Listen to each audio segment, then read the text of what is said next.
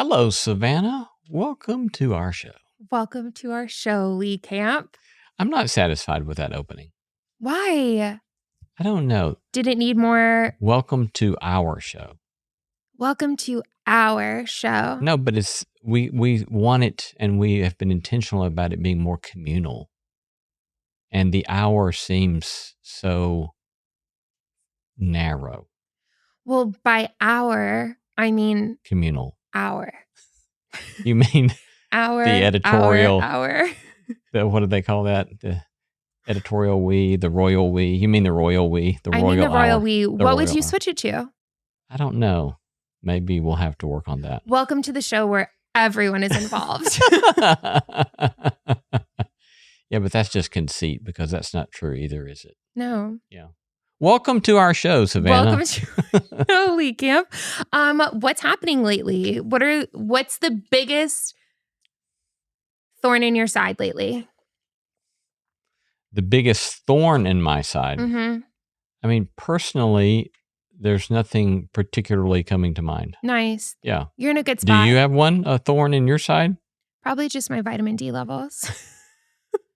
You're not drinking enough milk or taking a multivitamin for women or anything like something I like mean, that? I started taking vitamin D supplements 3 weeks ago because my vitamin D levels were so low, which is odd because I spent a lot of time outside.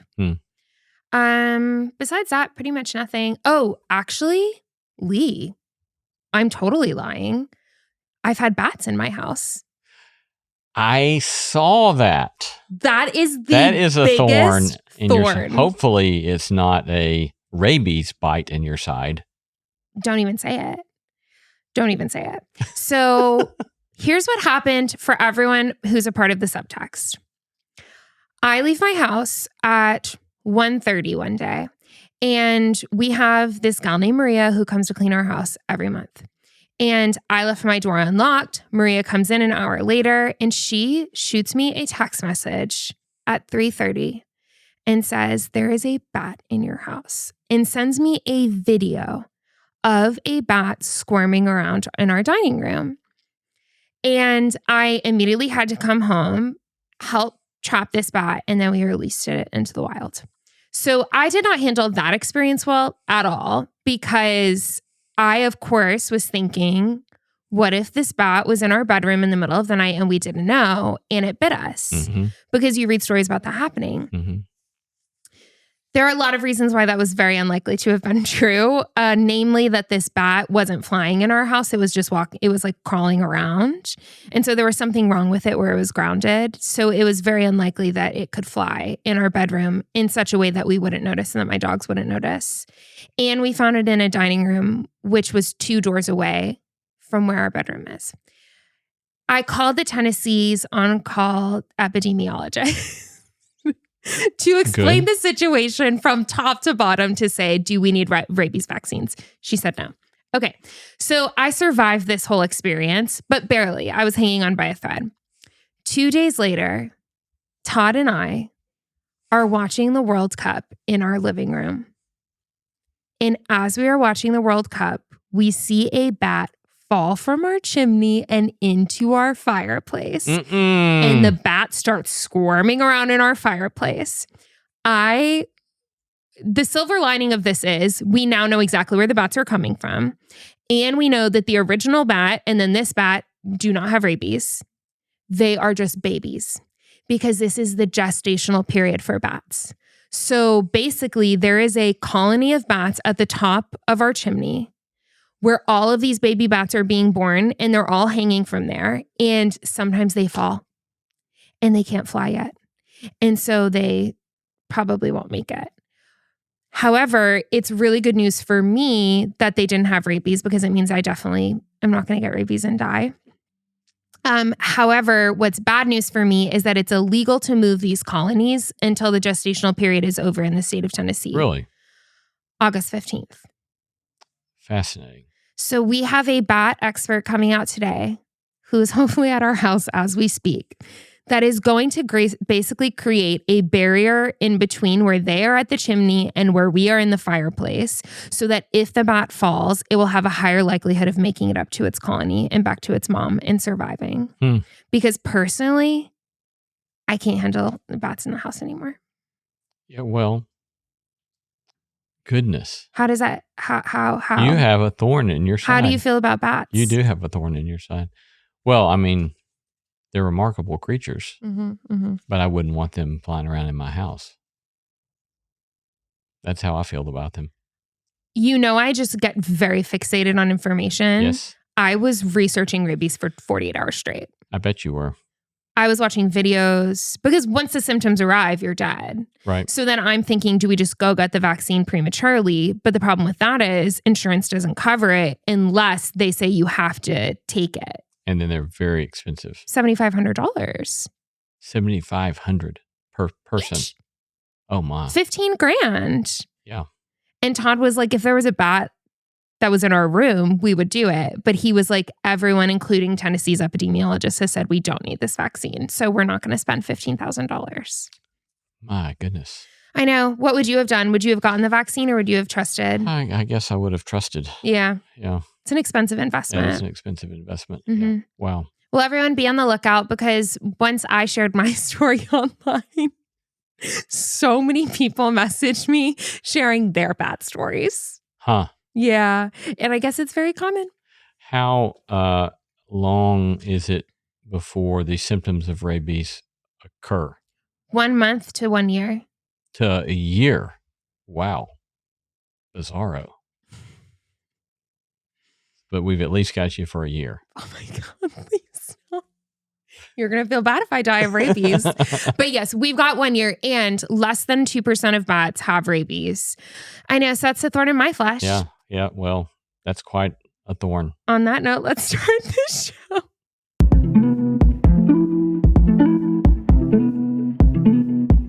Hey friends, Lee here. If you enjoy our conversations at the intersection of faith, purpose, and living well, then I have the perfect podcast recommendation for you, With and For, hosted by Dr. Pam King. With and For's latest season brings together psychology and spiritual wisdom in a way that feels thoughtful, grounded, deeply human, and it's hosted by my friend Dr. Pam King, a developmental psychologist and ordained minister who offers practical guidance towards a life of thriving. I'd recommend starting with their episode featuring Parker J. Palmer, world-renowned writer, speaker, activist, Quaker elder who focuses on issues in education, spirituality, and social change. A moving and instructive conversation. Can't recommend it enough. Also, check out With and For's special summer series of wisdom practices. Released each Monday, they're short exercises shared by guests that will become a toolkit for thriving. Consider them your experiment in becoming more fully alive. So go ahead, follow With and For, hosted by Dr. Pam King, wherever you're listening now. This episode is brought to you by Accenture. When your advertising operations fall out of sync, everything else follows. Spotify and Accenture are working together to reinvent the rhythm of ad sales, using automation, analytics, and smarter workflows to simplify campaign delivery and access better data across the business. The result? Less time spent on operations, more time connecting brands with the moments and fandoms that matter most. Learn more at Accenture.com/Spotify. Here's your report. Oh, thanks, Jane. I wish I could hire someone just like you. Try LinkedIn Hiring Pro. It's more than a job board. It's like the recruiter you always wished you had. Hiring Pro uses real-time insights to match your role to LinkedIn's unique network of professionals and delivers a short list of best fit candidates. You'll spend less time sorting applicants and more time talking to the right people. Let's do it. You're irreplaceable, Jane, but another you would be great. Hire right the first time. Post your job for free on LinkedIn today at linkedin.com/quality. Coming to you live from Gotham City. This is Batwoman. That's wild that happened. Welcome to the Subtext, where we go beneath the headlines and beyond the obvious. I'm Savannah Locke. I'm Lee Seacamp. And we have decided not to ask you for a review for a couple of weeks, everyone. We're giving you a break. So instead, you should go review your favorite product from your grocery store, maybe a clothing thing that you've bought recently. Just give someone else a good review. Yeah, that seems... Shine your light and pass it along. That's very... what's the word I'm looking for? Selfless? It's very selfless of you, Savannah. Thank you. I think so too. Yeah. And then whenever you're done with that, come back and watch us. Full episodes are on YouTube and Spotify. And if you want to follow us, you can follow us at The Subtext Show on Instagram, me at Savannah_Locke, and Lee at Lee C. Camp. Lee, what do you have for us today? Okay, so I was recently, I went to a party, and the age difference was pretty much I was my age, and most everyone else was your age or a little older. Oh, okay. Okay. And so I was the old guy at the party. And I had never had quite an experience like this, in that multiple people introduced themselves, or soon in the introduction, introduced themselves as people who had disavowed their Christian faith. And it was just really interesting that was like part of what they had to say to me early in a conversation. And so that just brings me back, to the ongoing pop culture trends around deconstruction. And even though I know that you've said that we have people that ask us to talk about deconstruction, I don't think we've really talked about that as a topic on the show.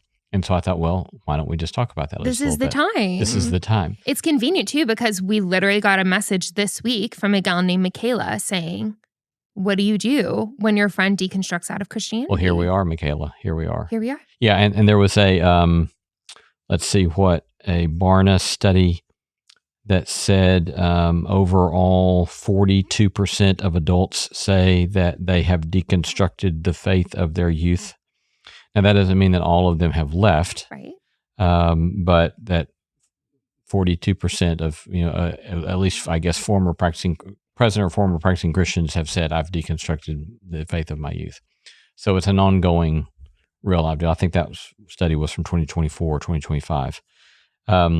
But how would you say you narrate your experience with regard to, what are you seeing with regard to peers, and or what have you experienced with regard to your own experience in this regard?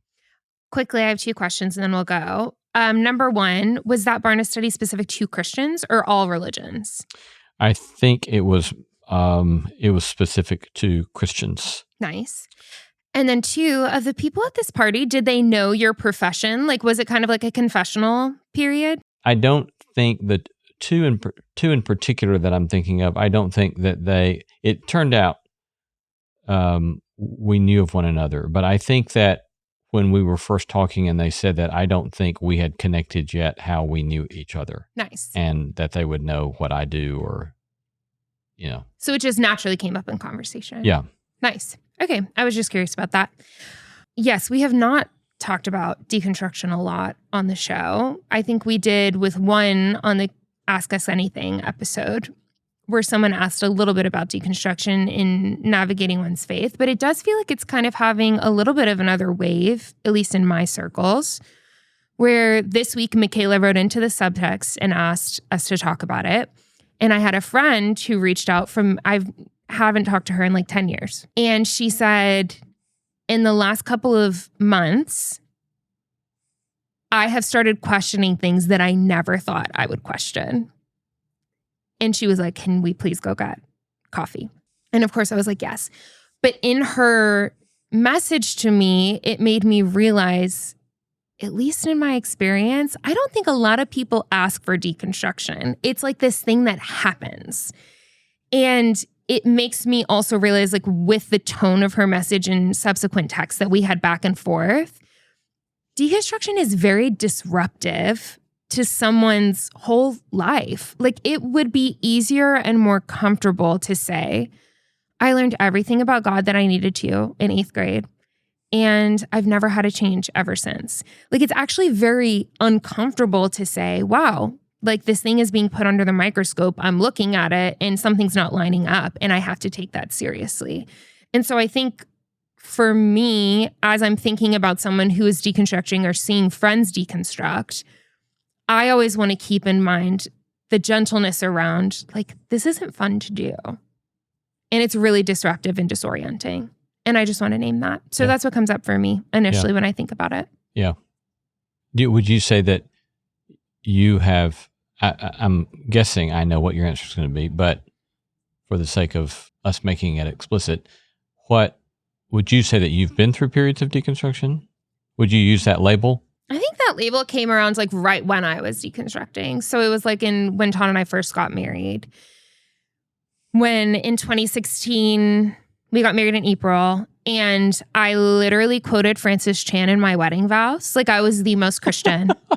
You do not get more Christian than I was on April 4th, 2016, when we got married. And then months later, all of a sudden, everything just started unraveling. And I was like, I think I've made all of this up.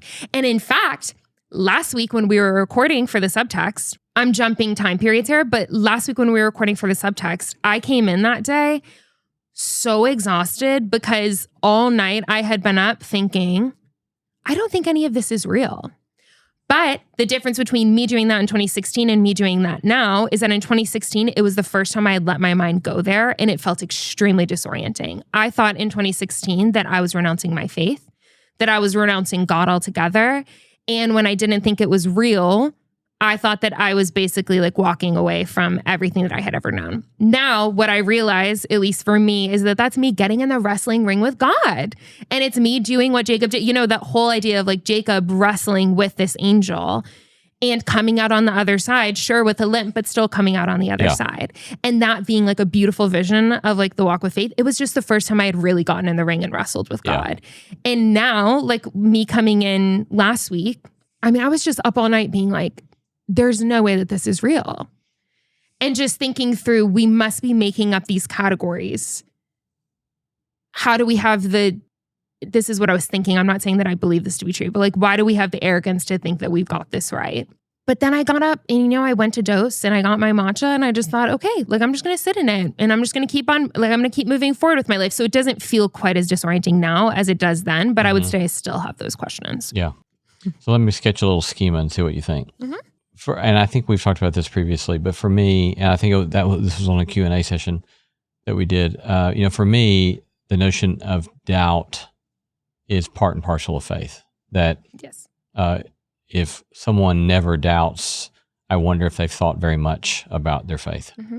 Because I don't know how you think very carefully about the claims and the extent of sometimes the outrageousness of the claims without thinking, really? And so doubt seems to me, as you were just saying, part and parcel, is part of wrestling with God kind of stuff.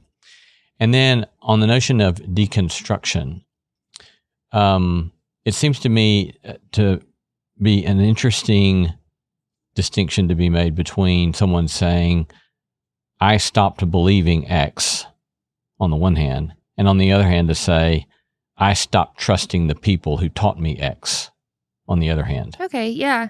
And I think deconstruction, so far as I understand the history of that use of that word, is more like the latter. I stopped trusting the people who taught me X. Though we could push that even more, right? Because I think, I'm no Jacques Derrida scholar, but the way I understand this is it comes from Derrida. Yeah, it does come from, it does. That's where this all comes from. And Derrida basically is teaching us we should surface the things that are hidden in a system, right? Yes. And that there are these binaries, these dichotomies, and we have to figure out, we should pay attention to who's getting excluded, who's the powerful, who's getting to determine the shape of things. And deconstruction is making visible what's invisible, right? And in my mind, every Christian ought to do that. Everybody ought to deconstruct, if that's what deconstruction is, right? It's not merely something that's not dangerous to faith. It is actually, I think, at its best, what Christianity actually does. That Christianity, in its original proclamation of Jesus, is deconstructing empire. It's deconstructing patriarchy. It's deconstructing holiness codes. It's deconstructing the way principalities and powers oppress people. It's like the original deconstructing 101. So I don't know. What do you think about that? I really like your framework around distinguishing deconstruction of actual maybe beliefs or thoughts, and then also the institutions or people that taught us those beliefs and thoughts. I also don't want it to sound like,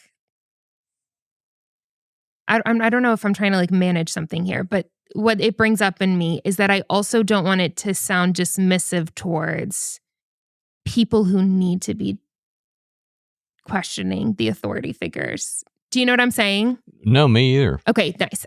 Yeah, and I didn't think you were either, but I don't want it to come across that way. Like, I actually think that some of that questioning of authority figures, even if it leads one apart or away from the faith that you inherited, I think sometimes that's very deserved.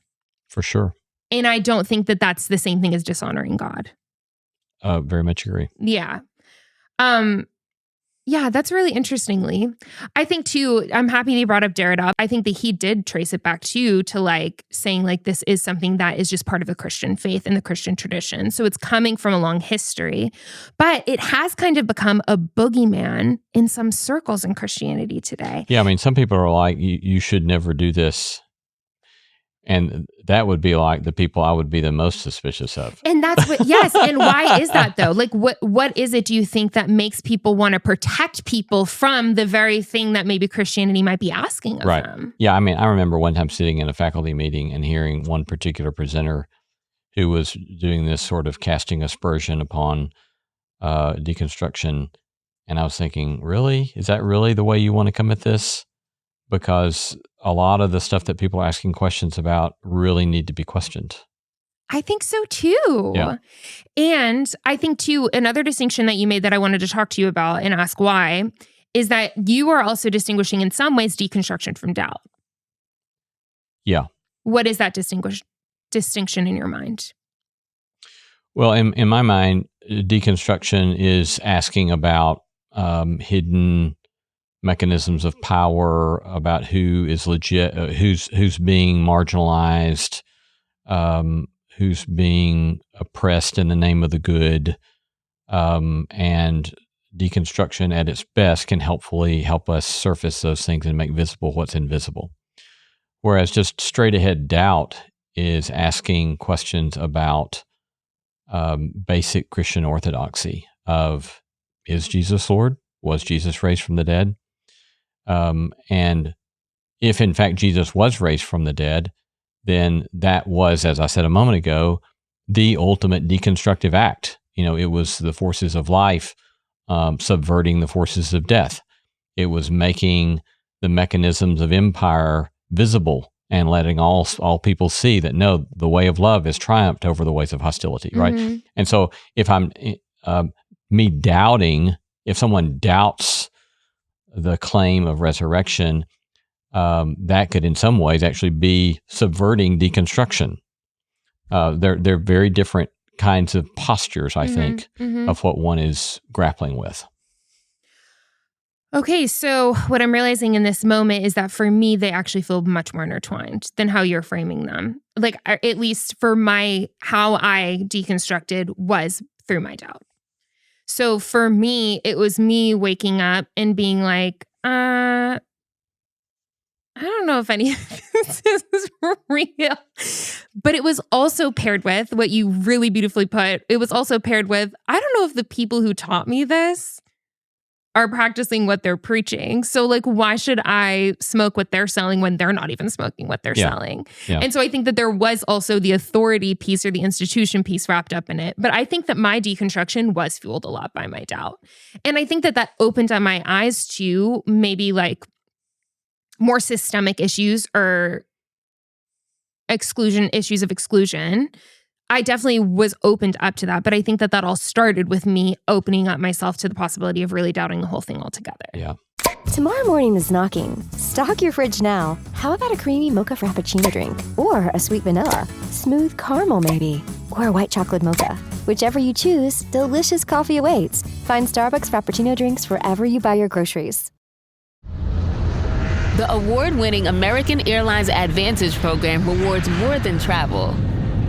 It takes your whole life to new heights. Earn miles when you fly, as well as with thousands of your favorite brands. And then redeem those miles for flights, upgrades, and experiences worldwide.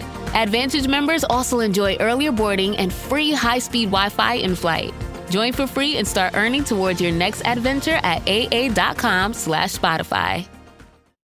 You mind if we make one more stop before heading back? I need to run a Target. 100%. Let's RTT. You thinking of stuff for the dorm? Yeah, my mom gave me some good tips on must-have essentials. We for sure need underbed storage, handheld iron for wrinkles, maybe even a mini Keurig for Mondays. Am I right? All right, bet. because I was already thinking about keeping my clothes looking fresh at college, so you better be sharing that. Of course, man. Whatever I get on this run is yours too. Twin. But for real, let's go before they close. Find everything you need for college at Target. Yeah, I hear what you're saying. That makes sense. I would just say it is worth, I think, if people are grappling with this stuff a lot, I think it's worth at least exploring what we might see if we do draw a distinction between doubt and deconstruction. And I think it might be a good distinction to have. It might be a really helpful thing to hold on to. For me, it feels very intertwined, but I do think that two things might have been running on parallel tracks at the same time and maybe fueling one another for me. But I think for others, it might be more separate. Yeah. So the way that I've always thought about deconstruction is, you know how like really fancy chefs do deconstructed desserts and stuff and deconstructed food? I like my food straight ahead. Give me my Southern stuff. Okay, nice. So no, I have no idea why anyone would screw with a chocolate cake that way. Like a deconstructed shortcake. What the heck is that? And why would you do that to a shortcake? Okay, so I am all about like a good Michelin experience. Todd would rather be full, but I'm like, I will spend $200. I'm with Todd. To leave kind of hungry if I had a cool experience. So what chefs will do sometimes is do something called like a deconstructed classic dish. So a deconstructed strawberry shortcake. And what they will do is basically separate each element on the plate. So whereas like maybe with like at a Southern restaurant, it will all be just like slapped on there together. With this, it's almost meant to draw a distinction. So there will be like the one thing of whipped cream. And then there will be like a perfect strawberry with like perfect slices. And then they will have like this little shortcake, maybe in the shape of something specific. That drives me crazy, just thinking about that. And I just think it's a beautiful art form. I don't know, but I always have. I always love this kind of experience. But what I like about it is that what they're doing is that they're deconstructing it by the elements. So whereas elements might all typically be put together and indistinguishable, with a deconstructed version of things, it's kind of trying to draw attention to each individual element. And so for me, as I've thought about my own deconstruction, that is kind of what it has felt like. It's like, okay, yeah, you know, I was given this cake. But when I started deconstructing, I started saying, okay, what is this egg? Where does this egg come from? Whereas normally it would just all be in the same like washer. Now I'm like pulling it out, the flour, the sugar, the butter, the oil. And it's like being able to see each element for what it is and then say, does this belong in the cake that is my faith? And so that for me is how I've always thought about deconstruction. And what that also does is it takes away a lot of the fear around it. Like for me last week saying, is this real? Like, what happens when we die? Like these very big existential questions. That feels like now, instead of the whole cake of my faith, that feels like an element inside of it.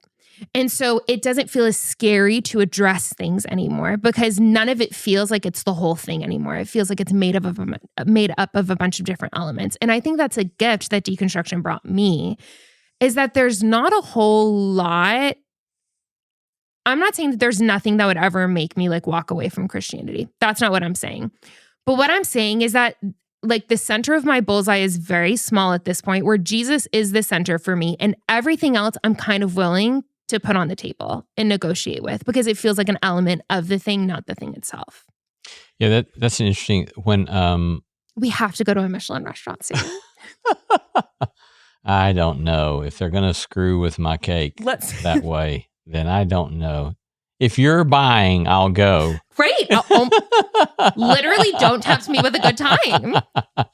So that reminds me, in grad school, I remember coming across two different metaphors for thinking about epistemology, about how we know things. Nice. And so going back to the early Enlightenment, you had this metaphor, so-called foundationalism. So the idea being that you want to find some foundation for your structure of beliefs, some idea that's agreeable to all rational people. This goes back to somebody like Rene Descartes, who talks about you doubt everything till you find the one thing that you cannot doubt. And you find that foundation.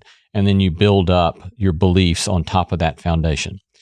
Okay. And so one of the problems with that is that, like I remember one of my great moments of doubt was that I remember being in a prayer room in seminary out in West Texas, and thinking about this and just getting exasperated one day. And I thought, the way our preacher from my childhood would talk about, I don't know that he knew that he was talking about philosophical foundationalism, but he used to say, you got to know, it's right. And if you don't know, it's right, you can't trust it.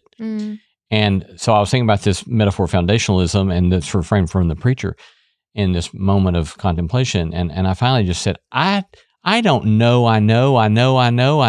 anything.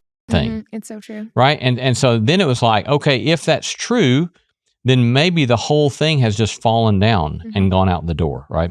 So then compare that a couple of years later to another metaphor, and I'm forgetting the name of the philosopher, but he talks about how it's better perhaps to think about our convictions in terms of a web or a net. And so with a web or a net, right, any particular thing that's in the web is held up by a whole bunch of strands. Right. And so with regard to some conviction you might have, it might be because your mother told you. It might be because your Sunday school teacher told you. It might be because the preacher told you. It might be because you read it in the Bible. It might be because you read it in St. Augustine. It might be because you found it in your experience to be true. And so it could be that you find out you don't trust the preacher anymore and you don't trust the Sunday school teacher anymore, but the conviction still holds because you've got these other things holding it up. Now, if all of those fall, then it's going to fall too, right? But it's not dependent upon one simple idea at the bottom that if that falls away, then the whole thing collapses. And so I think those are also interesting sort of ideas here about based upon what do our convictions get upheld? And those two different ways of coming at it make a big difference. Lee, that was so brilliant. That's why they pay you the big bucks. That was seriously so brilliant. And I do think, too, that brings up a lot of a reason why people deconstruct outside of just authority, which I think is so true, like questioning authorities or institutions. But also, I think a lot of people have been taught that their foundation is the Bible. And then once they start reading it, the Bible in a certain way. And once they start reading it and realizing it's messy and it argues with itself and there's a lot that you have to deal with, then the whole thing falls apart. Versus in this web mentality, which I think is what I was getting at with the deconstruction piece, but you just put it way better, is this idea of like that all of these are elements that make up our faith. Right. And when one of them becomes the exclusive foundation, sometimes that can be rocky waters. Right. And so like for some, it could be the doctrine of the inerrancy of the Bible. Exactly. Right? Yes. And then if you actually just read the Bible, then you realize, oh, that doctrine doesn't hold up. This is a mess. Right. Yes. Yeah. And there are plenty of reasons that the doctrine of the inerrancy of the Bible, I don't understand why those people argue so hard for that conviction. It makes no sense to me because, again, just read the Bible. It doesn't hold up. That doesn't mean you have to throw the Bible out. There are lots of good reasons to keep the Bible as authoritative. We can argue about the definition of authoritative and inspired and so forth and so on without you arguing for this very recent doctrine of the inerrancy of the Bible. So those different metaphors make a lot of difference in how we think about what we're grappling with when we grapple with questions, when we grapple with doubts, and even when we do things like deconstruction. All right, let me ask this question though. You said earlier you didn't want to in any way, I forget how you put it, cast aspersion or act as if people going through deconstruction to make light of that process, something like that. You said. I said I agree very much. At the same time, I do think that there's a place for us at some point to begin to deconstruct deconstructionism. Yeah. Right. So what's that looked like for you? I think that's really fair too. Because at some point it can also just be like armor for our own cynicism and stuff. And I think that there's definitely weaponization, especially like with social media and stuff. It can become like a brand and all of that. And that's where things can get kind of toxic and go awry for sure. For me, I'll just bring it back to my old boss at Bible for Normal People. When I was asking him about why he continues to stay Christian, he said, because I want to. And I always think about that because when I was deconstructing, I kind of felt myself coming back like a magnet. And I was just like, I do not know what this draw is. And I, in previous eras of my life, would want to spiritualize it or make it apologetics, where it's like, well, I'm coming back to this because it's the truth. And I can prove that it's the truth in all of these ways. And I think for me, there was a time that I thought, okay, I can keep on going down this spiral of never ending what ifs, or I can choose to get into a more constructive part of my life and just choose what path I want to be on. And it's like, for me, I want to be Christian. I do. I love Jesus. I think that it's true most days. 80% of the time, lately not so much, but 80% of the time in general. So like, can I prove it? No, I can't. And can I absolutely tell you what happens when we die? No, I can't. But there's like a desire element for me that rose up out of deconstruction, where it was no longer fear-based, where I was afraid of going to hell, or like I'm so afraid of getting it wrong that I'm going to do all these right things so that I can preserve my eternal soul from conscious torment. That is so not what drives me anymore. Now what I feel like drives me is desire, and that's a more regenerative energy than deconstructive energy. That being said, I love when people are in their wrecking ball era. I still do. Like, I love it. Because I'm like, yeah, you need to go through it. You've got to get in there and you need to start questioning things, especially if you never have. And there's a terror that comes with that. But there's also like, I'm always going to be a cheerleader for people in that era of their lives. So for me, I am definitely more regenerative, but I'm very pro people doing what they need to make this happen. What about you? I don't know if we've ever talked about this, and I don't want to go down the rabbit hole of arguing with what I'm about to say, but I do have my own arguments with what I'm about to say. Okay. But I still think what I am about to say has been a helpful, broad brush thing for me. Mm-hmm. And that is that I have often referred to myself as an intellectual agnostic Mm-hmm. and an experiential believer. Mm-hmm. And that there's just something about my experience Mm-hmm. that continues to draw me in and draw me on. And I want to believe, and most days, and I'm grateful for that, and I receive that as a gift, and I'm really, really grateful for it. And I think that I say that on the one hand, rejecting a sort of hardcore apologetics that thinks that we can find some sort of way to give the final word on Mm-hmm. any of this stuff, Mm-hmm. while also saying that there's still plenty of good historical evidence for a lot of what we claim, right? It's not What unreasonable. It's not to be unreasonable, Christian. right? Yes. This is. I would not put these convictions in the same class as saying humans never landed on the moon, or that it's a flat Earth. These are two different kinds of, I believe, very different kinds of convictions and claims. Mm-hmm. And so it's not unreasonable, while also accepting I can't find some foundationalist approach to determine once and for all that these things are true. And that's one of the places where faith of walking according to what we cannot see is a part of this. And I do think that we've also talked about this.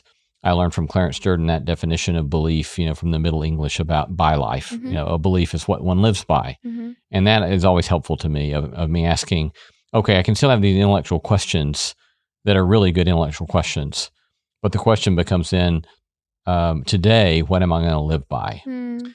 And that's one of the places I think get frustrated with those occasionally that I will encounter who will have gone through so-called deconstruction, and they end up on the other side of that with a sort of apparent intellectual arrogance of their Mm-hmm. own. Mm-hmm. And I think, well, isn't that a place also we could deconstruct? Mm-hmm. And we all do live by something. Mm-hmm. So let's talk about what you live by. Mm-hmm. And let's talk about if you would want to use the same criteria for rejecting this, will what you live by still be standing if you apply your own criteria for rejecting this Mm-hmm. for what you're living by? Mm-hmm. And I think those are really important questions and fair questions. Pastorally, you have to wait a long time to get to that spot, Mm-hmm. as you Mm-hmm. say, right? Mm-hmm. We need to allow people space and time to work through the things they need to work through without trying to rush. And while also knowing we continue, like you were saying, like I say, we continue to go through our own times ourselves, right? Mm-hmm. Even Mm-hmm.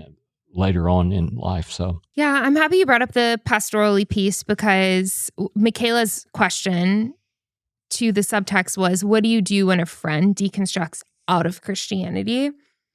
And of course, there are a million questions I would want to ask about that situation. Like, are they deconstructing out of Christianity, or are they just for the first time getting in the wrestling ring with God? And I've said this story now probably 3 times on this show, but when I first told Todd, my husband, who we were newly married, when I first told him, I do not believe in God anymore, he looked at me and said, guess what? I love you anyways. And then he fell asleep. And that gave me so much freedom to know that I wasn't going to lose my belonging, even if my beliefs changed.